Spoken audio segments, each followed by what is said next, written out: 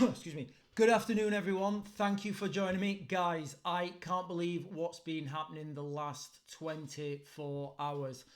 Honestly, I don't know whether it's because I've started to talk about active shooters and the police not being able to contain things, but literally as soon as I started talking about active shooters, it's like every day there's been more shootings. I think today there's been like, two shootings, and anyway. Well, I think today's going to be a long one, guys, because I've got a few things I want to get through and I've not rehearsed this. I've not got any notes written down, so it may be a little bit sketchy. But you know what? That's the way you guys like it. You don't want rehearse, you don't want polish, you want me being honest with you, which I always am. So first thing I want to talk about now, guys, is water.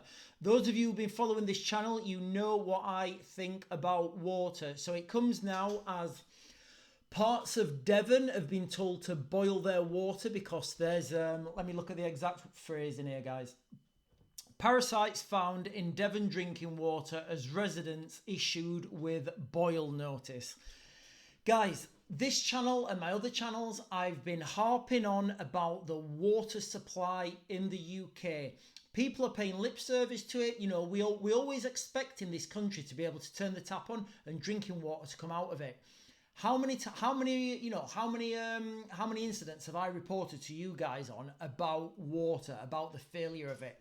Now we've got the added dimension of not knowing if these failings in the water company, these parasites that are found, the water mains that are being burst. We don't know if these are acts of sabotage. We don't know if these are foreign agents working on this. The reality is we don't know. But what we do know is the water supply in the UK is absolutely critical. And I honestly don't think we understand just how bad it is. Years and years and years of, shareholders taking profits, which is our money, given to shareholders, and then they're not reinvesting back in that system. Why? Because they don't have to. If they reinvest, 50% of their profits, 20% of their profits back into the water system, they're still going to get the same amount of return. Sorry, they're not going to get that money back because they're still going to get the exact same amount of money from the people, whether they reinvest or whether they don't. So there's no incentive for these shareholders, these investors, to reinvest in that water system.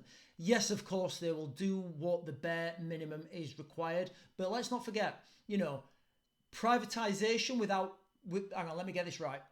I'm thinking of something. Privatization without choice isn't capitalism. That's socialism, guys, all right? That's when you've got one supplier, one provider, you have to pay and you've got no other choice, guys, all right? That's not capitalism, that's socialism, right? For privatization to work, you have to have a choice. You have to have a choice, and then two competing water companies can say, hey, do you know what? We're going to give you a better product. Come to us. And then this guy goes, oh, right, okay, we're losing money. Right, we need to give them a better product. And that's how the customer gets a better deal.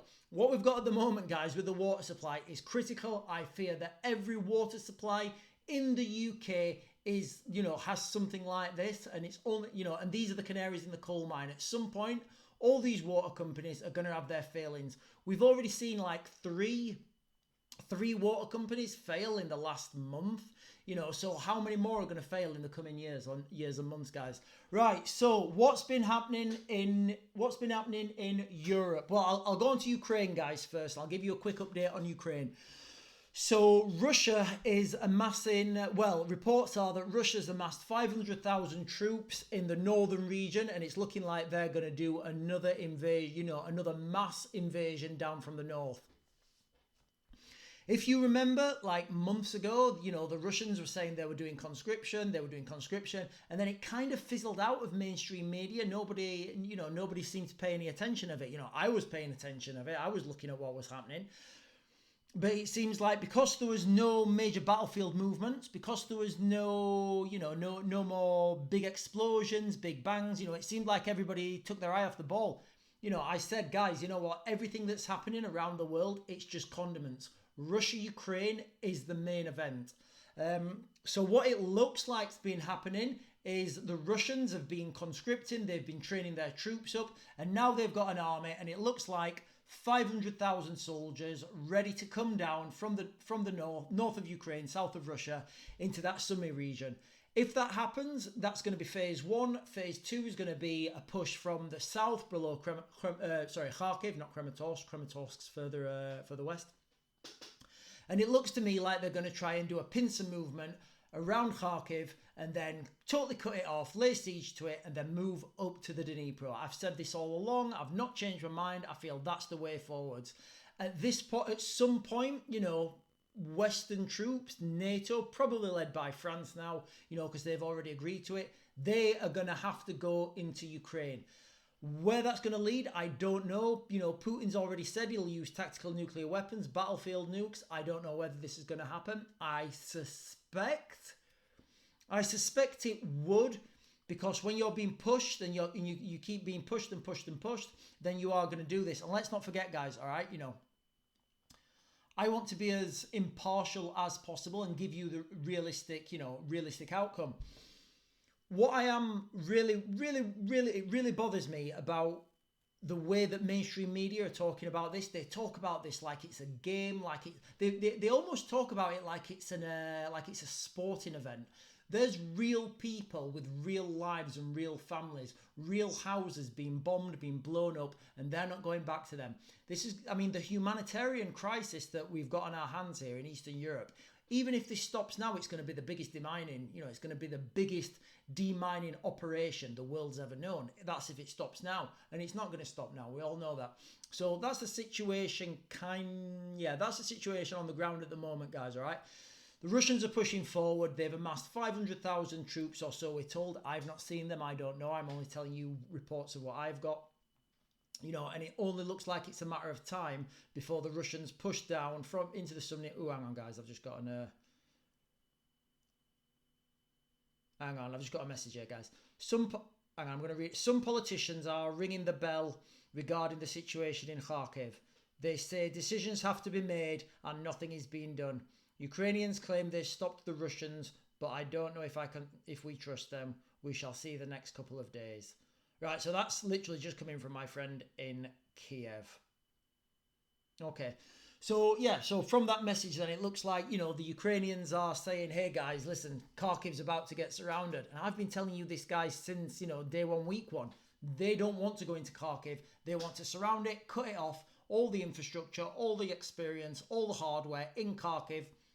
Doesn't matter then. It's gone. It's finished. It's out of action. They can isolate that area, move on to the River Dnipro. Hours, days. This situation in Ukraine, it's moving so fast. It's moving so fluid. I'm going to do a video and then a new article will come up and it'll be breaking news. Like, all right, what's this? And I'll have to read into it and then something else happens. So that's the situation as it is now. Guys, closer to home on the UK, there's been another shooting. Hang on. Stamford, where are we? There's a moth in here with me. Hang on, guys. Bear with me. Is it Stamford Hill? Stamford Hill shooting. Shocking video shows mum, an innocent woman is gunned down in gangland drive-by. Guys, what is happening to our country? 10, 15 years ago, this never happened. It looks like, there's there's a foiled machine gun attack in Manchester. There's this shooting in Stamford Hill today. There's the assassination attempt in Slovakia. All over the place, guys. As soon as I started to talk about active shooter, and I don't want to be the harbinger of doom, as soon as I started talking about active shooters, saying, guys, the police are not geared up for active shooters. One of the guys in the comments, I think the last video I did, they said, they're saying, I've obviously not seen the police do a county lines raid or something along that lines. Now, when I say that the police are not geared up to deal with an active shooter, first of all, they're not. What I mean is these police raids, these police raids on county lines houses, on vehicle stops. When you put in a deliberate operation, which is what this is, you know where the bad guys are, you know what they're doing. You've got all the assets in place. You've got blocking cars in front. You've got blocking cars behind if it's a vehicle interdiction. You've got the motorways closed off. You've got air support. You've got all your guys, you know, they've got all the correct gear. They know the people they are looking for. They know them by name. They know their date of birth. They know their history. They know, you know what I mean? They have all the information about that target.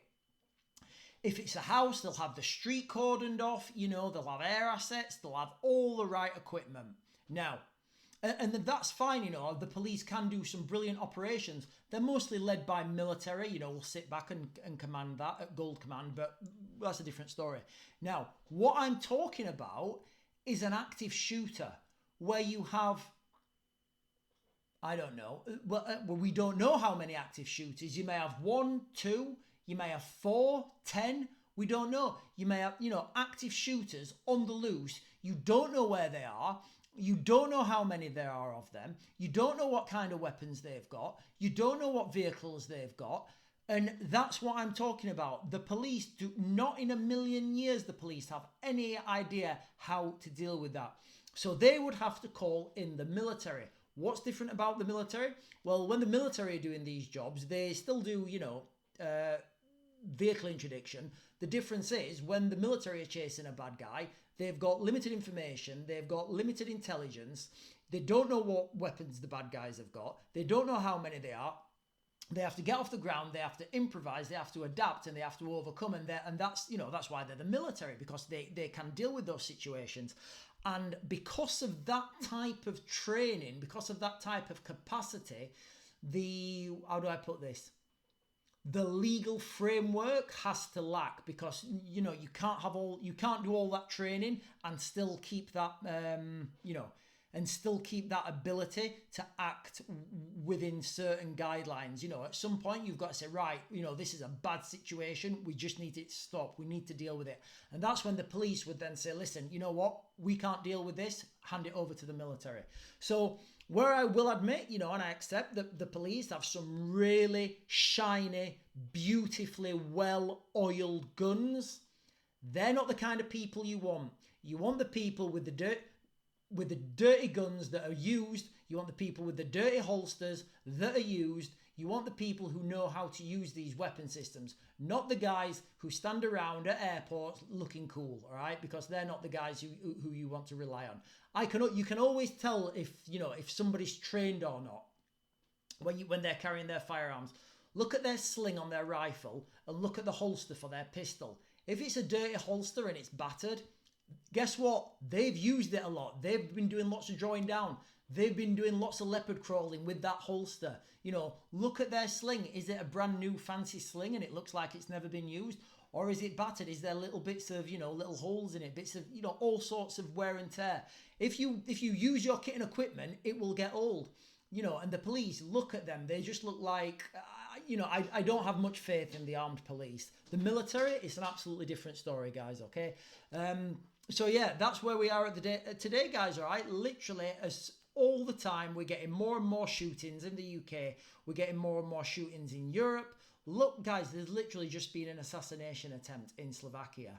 You know, all over the place we're having these active shooter incidents. It's only a matter of time before this active shooter thing comes to the UK.